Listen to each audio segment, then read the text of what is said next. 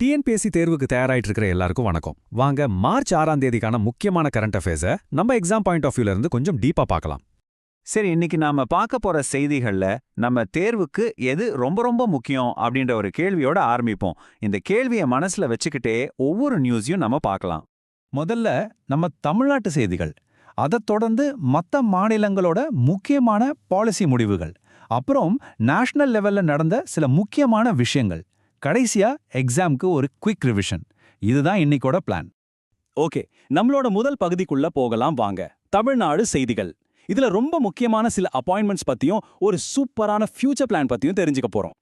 தமிழ்நாடு நிர்வாகத்துல 2 பெரிய மாற்றங்கள் நடந்திருக்கு. கவனமா கேட்டுக்கோங்க. நம்ம ஆளுநரா இருந்த ஆர்.என். ரவி இப்போ மேற்கு வங்கத்துக்கு டிரான்ஸ்ஃபர் ஆயிருக்காரு. அதனால ராஜேந்திர விஸ்வநாத் அர்லேக்கர் நம்ம மாநிலத்துக்கு கூடுதல் பொறுப்பு ஆளுநரா வந்திருக்கார். இது ஒண்ணு. 2வது, சென்னை உயர்நீதிமன்றத்தோட புதிய தலைமை நீதிபதியா அரவிந்த் தர்மாதிகாரி நியமிக்கப்பட இருக்கார். இந்த 2 பேர்களும் அவங்களோட பதவிகளும் ரொம்ப முக்கியம். நோட் பண்ணிக்கோங்க. வெறும் நிர்வாக மாற்றங்கள் மட்டுமில்ல, மாநிலத்தோட எதிர்காலத்தையே மாத்தக்கூடிய ஒரு திட்டம். அதான் கனவுகள் மெய்ப்படும் தமிழ்நாடு 2030. இதுல என்ன ஸ்பெஷல் தெரியுமா? இது மேல இருந்து கீழே வர்ற திட்டம் கிடையாது. இது கீழ இருந்து மேல போற திட்டம். அதாவது தமிழ்நாட்டில் இருக்கிற 1.92 கோடி குடும்பங்க கிட்டையும் அவங்களோட கனவுகள் என்ன, ஆசைகள் என்னன்னு கேட்டு அதை வச்சு 38 மாவட்டங்களுக்கும் ஒரு வளர்ச்சி திட்டத்தை உருவாக்க போறாங்க. இதுக்கு பேர் தான் மக்கள் பங்கேற்பு. சூப்பரான முயற்சி இல்லையா? சரி, தமிழ்நாட்டில இருந்து இப்போ மற்ற மாநிலங்கள் பக்கம் போவோம். அங்க என்ன மாதிரியான பாலிசி டெசிஷன்ஸ் எடுத்திருக்காங்கன்னு பார்க்கலாம். இது நமக்கு ஒரு நேஷனல் பெர்ஸ்பெக்டிவ் கொடுக்கும். இந்த நம்பரை பாருங்க, 25,000 ரூபாய், 25,000 rupees. எதுக்கு இந்த தொகை? இது ஆந்திர பிரதேஷோட ஒரு புத்தம் புதிய பாலிசியோட ஒரு பகுதி. அங்க பிறப்பு விகிதம் குறைஞ்சுகிட்டே வர்றதால அதை சரி பண்ண ஒரு முயற்சி எடுத்திருக்காங்க. அதாவது 3 குழந்தைகள் இருக்கிற குடும்பங்களுக்கு உடனடியா 25,000 ரூபாய் நிதியுதவியும் 5 வருஷத்துக்கு மாசம் 1,000 ரூபாயும் தராங்க. இதோட ஒரே நோக்கம் டோட்டல் ஃபர்டிலிட்டி ரேட்டை, அதாவது டிஎஃப்ஆரை 1.5ல இருந்து 2.1க்கு கொண்டு வர்றது. இந்த 2.1 தான் ஒரு நாட்டு மக்கள் தொகை குறையாம அப்படியே ஸ்டேபிளா இருக்க தேவையான ரேட். சோ இது ரொம்ப முக்கியமான ஒரு டெமோகிராஃபிக் பாலிசி. அடுத்து சத்தீஸ்கர்.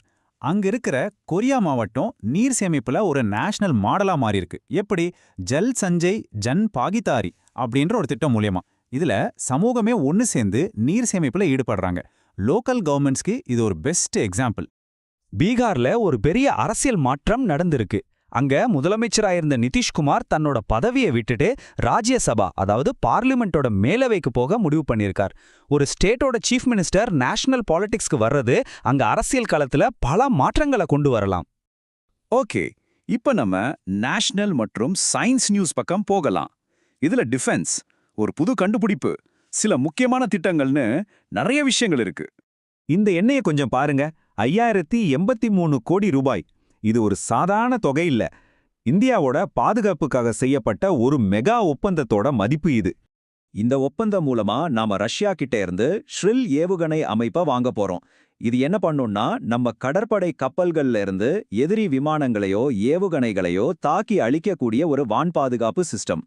சோ நம்ம கடற்படையோட பவர் இன்னும் அதிகமாகும். டிஃபென்ஸ் அண்ட் இன்டர்நேஷனல் ரிலேஷன்ஸ் டாபிக்ல இது ரொம்ப முக்கியம்.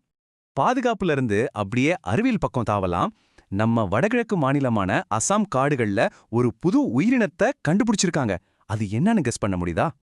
அது ஒரு புது வகையான புல்பல்லி. அதோட அறிவியல் பெயர் தகிட்ரோமஸ் உல்டாபானென்சியஸ். அசாம்ல இருக்கிற உல்டாபானி காடுகள்ல கண்டுபிடிச்சதால இந்த பெயர் வச்சிருக்காங்க. என்விரான்மெண்ட் பகுதியில இந்த மாதிரி கேள்விகள் வரலாம். இன்னும் சில முக்கியமான நேஷனல் அப்டேட்ஸ் இருக்கு. அதையும் வேகமா பார்த்துடலாம். ஆந்திராவுல மனிதர்களுக்கும் வனவிலங்குகளுக்கும் நடக்கிற மோதல்களை குறைக்க ஹனுமான்னு ஒரு திட்டம். குஜராத்ல பெண் தொழில் முனைவோரை ஊக்குவிக்க ஹெர்ட்ஸ்டார் திட்டத்தோட 5வது எடிஷன் ஆரம்பிச்சிருக்காங்க. அடுத்து, ரொம்ப நாளா பேசப்பட்டு வர மகளிர் இடஒதுக்கீடு சட்டத்தை 2029 மக்களவைத் தேர்தல்ல அமல்படுத்த டார்கெட் வச்சிருக்காங்க. கடைசியா மார்ச் 6ஆம் தேதி உலக நிணநீர் வீக்க விழிப்புணர்வு தினம். இதையும் ஞாபகம் வச்சுக்கோங்க.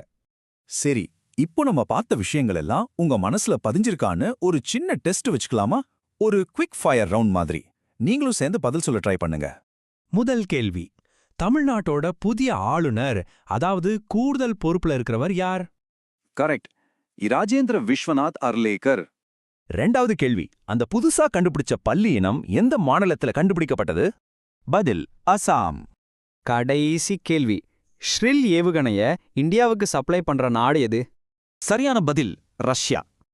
இன்னைக்கு நாம பார்த்த செய்திகளிலிருந்து ஒரு விஷயம் ரொம்ப தெளிவா புரியுது. தமிழ்நாட்டுல நடக்கிற ஒரு சின்ன அப்பாயின்மெண்ட்டா இருக்கட்டும், இல்ல ஆந்திராவோட பாப்புலேஷன் பாலிசியா இருக்கட்டும், இல்ல ஒரு பெரிய பாதுகாப்பு ஒப்பந்தமா இருக்கட்டும், இது எல்லாமே ஒன்னோட ஒன்னு கனெக்ட் ஆனது தான். ஒரு போட்டித் தேர்வுக்கு தயாராகிற நீங்க இந்த கனெக்ஷன்ஸை புரிஞ்சுக்கிட்டீங்கன்னா உங்களோட பதில்கள் இன்னும் ஆழமா, இன்னும் சிறப்பா இருக்கும். இதை பத்தி நீங்க என்ன நினைக்கிறீங்கன்னு யோசிச்சு பாருங்க. மீண்டும் சந்திப்போம். நன்றி.